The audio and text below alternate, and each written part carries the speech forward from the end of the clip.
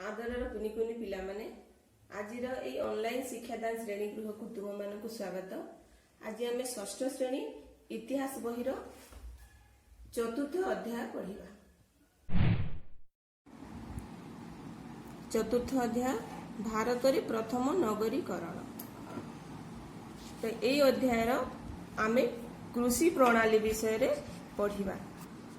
1921 ख्रीष्टाब्द रे प्रत्नतत्वविद दयाराम साहानी माटी तलु हरप्पा सहर को आविष्कार करथिले। एहा सिंधु नदीर उपनदी रावी नदी कूल रे अवस्थित। सेहीपरि 1922 ख्रीष्टाब्द रे प्रत्नतत्वविद राखाल दास बानर्जी सिंधु नदी कूल रे थिबा मोहेंजोदारो सहर को माटी तलु आविष्कार करथिले। मोहेंजोदारोर अर्थ मृत नगरी।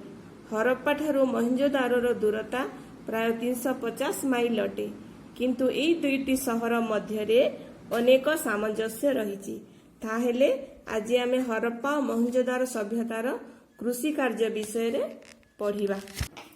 हरप्पा सभ्यतार अधिवासी माने कृषि को मुख्य जीविका रूपे ग्रहण करुथिले।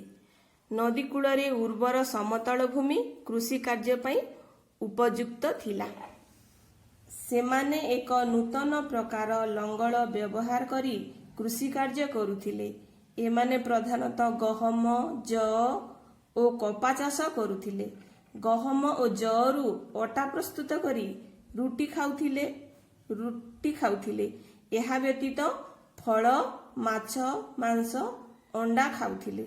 खजूर कोली एमानकर प्रिय खाद्य थिला। आज एतिकी पिला माने एहार परवर्ती भाग परवर्ती वीडियो रे देखिबा।